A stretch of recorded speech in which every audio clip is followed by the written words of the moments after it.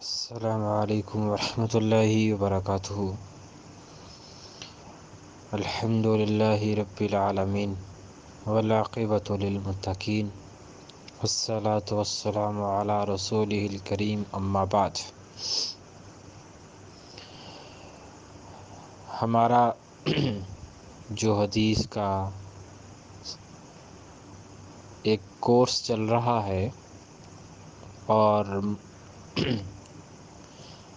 اس میں سبق نمبر 29، حدیث نمبر 29، اس کے اوپر آج چند باتیں ہوں گی کہ ہم اللہ کے نبی کے ان فرامین کو اپنی زندگی میں کس طرح اپلائی کر سکتے ہیں، ہم نبی کریم صلی اللہ علیہ وسلم کے ان فرامین سے کیا سیکھ سکتے ہیں، ہم اس سے کیا حاصل کر سکتے ہیں، اور ہم ان کو ذخیرہ آخرت کیسے بنا سکتے ہیں۔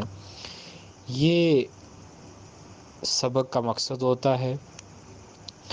احادیث ہم سنتے بھی ہیں، پڑھتے بھی ہیں، مطلب کہیں نہ کہیں ہمیں کیونکہ ایک مسلم معاشرہ ہے، مسلم کنٹری ہے، مسلمان ہیں، تو ہم حدیث سنتے رہتے ہیں، لیکن ہر بندے کا ایک مزاج، ہر بندے کا اس حدیث پہ گرفت اور اس کے متعلقہ جو چیزیں ہیں وہ ہر بندے کا الگ ہوتا ہے۔ تو یہ جتنی بھی جو کوشش یہ خاکسار کرتا ہے، یہ اس مالک کی رحمت ہے، اس کے بغیر یہ چیزیں ممکن نہیں ہیں کہ اللہ نے یہ احادیث کے اوپر یہ کچھ ادنا ٹوٹی پھوٹی باتیں کرنے کی توفیق دی رکھی ہے، تو اس مالک کا جتنا شکر ادا کیا جائے یہ کم ہے۔ تو حدیث ہمارے سامنے آج بہت پیاری حدیث ہے، بلکہ اللہ کے نبی کا ہر فرمان پیارا ہے، اور یہ حدیث بہت خوبصورت، بہت پیاری، اور اس کے اندر بڑی پیاری پیاری باتیں ہیں اگر ہم اس کے ترجمے پہ غور کریں۔ اللہ کے نبی کا فرمان ہے، خیرکم من تعلم القرآن وعلمہ، خیرکم بہتر تم میں سے، من وہ شخص ہے، تعلم القرآن جو قرآن کو سیکھتا ہے، وعلمہ اور آگے سکھاتا ہے، سیکھتا بھی ہے سکھاتا بھی ہے۔ اس روایت کو بیان کرنے والے حضرت راوی جو ہیں حضرت عثمان بن عفان رضی اللہ تعالی عنہ ہیں، اللہ کے نبی کے بڑے جلیل القدر صحابی ہیں۔ اس میں پہلی بات تو یہ سمجھ آتی ہے کہ ہمیں نبی کی زبان سے جو خیر کا، افضلیت کا، اعلیٰ مقام کا جو ایک سرٹیفکیٹ ملا ہے نا، ایک سند ملی ہے، ایک ڈگری ملی ہے، وہ ڈگری کون سی ڈگری ہے؟ وہ خیر کی ڈگری ہے، وہ بہترین ہونے کی ڈگری ہے، وہ کامیاب انسان ہونے کی ڈگری ہے، وہ اللہ کا پسندیدہ بندہ ہونے کی ڈگری ہے، بندہ بندی۔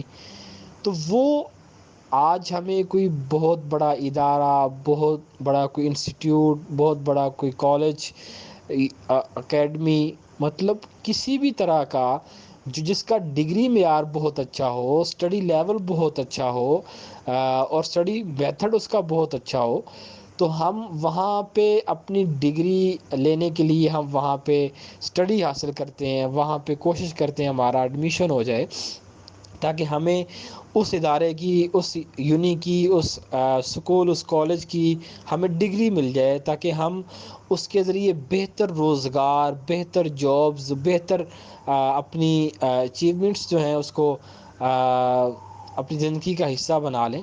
تو یہ دنیاوی کوششیں ہوتی ہیں ہماری، یقیناً ہونی چاہیے، یہ ضروریات زندگی میں سے ہیں، ان کا انکار نہیں ہے۔ کوئی بیٹی اچھا پڑھنا چاہتی ہے، کوئی بہن اچھا لکھنا چاہتی ہے، کوئی اچھا بولنا چاہتی ہے، تو یہ سکلز ہیں، تو ان کو بڑھانے کے لیے متعلقہ چیزیں سیکھنی چاہیے، لیکن شریعت کی حدود و قیود میں رہ کے، ان کو سیکھنا، اس کو سکلز حاصل کرنا. لیکن نبی نے خیر کی ڈگری ہمیں دی ہے نا. نبی نے کہا ہے کہ خیرکم، بہترین تم میں سے وہ شخص ہے. اب یہ تو اللہ کے نبی نے ایک وصف ذکر کیا کہ وصف ہے نا، موصوف ہے کہ بہتر وہ شخص ہے، کامیاب وہ شخص ہے. تو سوال ذہنوں میں پیدا ہوتا ہے کہ کون بہتر ہے؟ تو اللہ کے نبی خود ہی وضاحت کر رہے ہیں، من تعلم القرآن وعلمہ، جو بندہ قرآن سیکھتا بھی ہے اور قرآن سکھاتا بھی ہے، جو بندی قرآن سیکھتی بھی ہے اور قرآن سکھاتی بھی ہے، تو وہ اللہ کے ہاں، اللہ کے نبی کے ہاں بہترین ہے. میں کہتا ہوں اس سے بڑا اعزاز کوئی ہو نہیں سکتا کہ جس کو اللہ کے نبی بہترین ہونے کا سرٹیفکیٹ، اعزاز، سند، ڈگری دے دیں.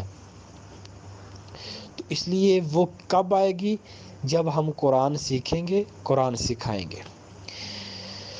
دوسری بات ہمیں جو اس حدیث سے سمجھ آتی ہے، ہم زندگیوں میں بڑی الجھنوں کا شکار ہیں. تو قرآن ایسی کتاب ہے کہ جس کو پڑھنے سے سکون ملتا ہے، جس کو پڑھنے سے ذہنی پریشانی، الجھنے، مسائل وہ ختم ہوتے ہیں. تو ہمیں ان چیزوں کے حوالے سے دیکھتے رہنا چاہیے، سیکھتے رہنا چاہیے، قرآن کو اسٹڈی کرنا چاہیے، تاکہ ہماری زندگی کے مسائل، الجھنے، پریشانیاں یہ ساری ختم ہو جائیں. تو ہمیں قرآن سیکھنا چاہیے، قرآن سکھانا چاہیے. تیسری بات ہمیں جو سمجھ آتی ہے، خیرکم من تعلم القرآن وعلمہ. دیکھیں حضرت عثمان بن عفان کی اس روایت کا مطلب، حضرت عثمان بن عفان کی اس روایت کے متعلق محدثین نے لکھا ہے کہ ہر وہ علم مراد ہے جو قرآن سیکھنے اور سکھانے میں معاون ثابت ہو. مثلا قرآن کے متعلقہ علوم کون سے ہیں؟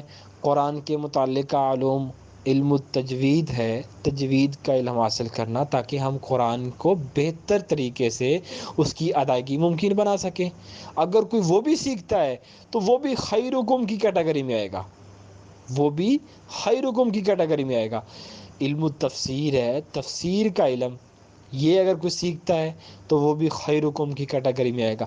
یعنی کہ قرآن کے متعلقہ ہر وہ علم جو قرآن سے ریلیٹ ہو، وہ اگر کوئی سیکھتا ہے، کوئی بندہ، کوئی بندی، تو وہ خیرکم کی کیٹیگری میں آئے گا، اور وہ بہترین شخص اللہ کے ہاں اور اللہ کے رسول کے ہاں ٹھہرے گا.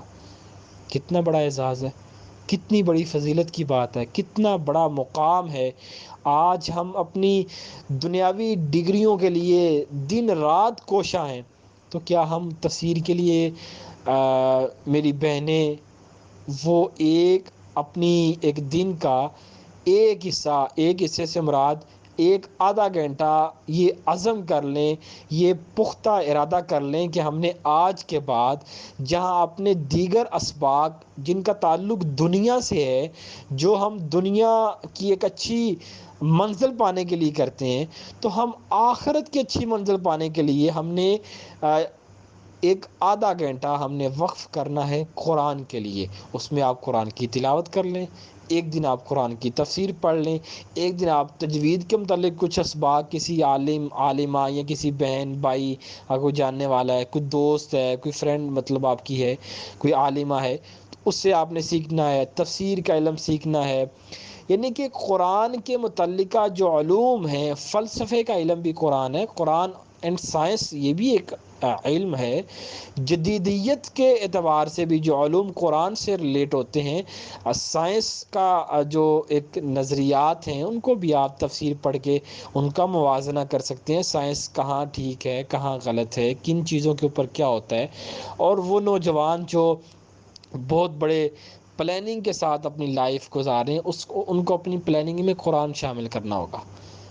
اللہ کے نبی نے کہا تھا کہ اللہ قوموں کو عزتیں دیتا ہے اس قرآن کی وجہ سے، اور قوموں کے اوپر زوال آتا ہے اس قرآن کو چھوڑنے کی وجہ سے. تو آج ہماری اس امت محمدیہ پہ زوال آنے کا ایک سبب یہ ہے کہ ہم نے قرآن کو بھی رسم و رواج کے لیے محدود و مقید کر دیا ہے. یہ تو قرآن ایک روحانی کتاب تھی، یہ تو قرآن ایک فلسفہ تھا۔ ہم نے کبھی سمجھا ہے کہ قرآن فلسفہ قرآن کیا ہے؟ کیا ہماری بیٹیوں بہنوں کو پتہ ہے کہ فلسفہ قرآن کیا ہے؟ کیا نوجوانوں کو پتہ ہے کہ قرآن کیا کہتا ہے، فلسفہ قرآن کیا ہے؟ ہم دنیا کی فلسفی کے پیچھے تو دنیا کی جناب چیزوں کے پیچھے تو بھاگتے ہیں، لیکن قرآن کی فلسفی تو ہم نہیں سمجھ پاتے نا، وہ ہم سمجھنا چاہتے نہیں، ہم وقت نہیں دیتے۔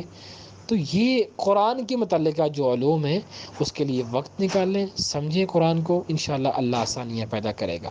اور قرآن کے دو بنیادی اصول ہیں، ایک ہے قرآن متعبد بالتلاوہ، یعنی کہ قرآن کو تلاوت کرنے کا ثواب ہوتا ہے۔ اگر کوئی محض تلاوت کرتا ہے اور روزانہ کرتا ہے تو انشاءاللہ وہ ثواب کا مستحق ہے۔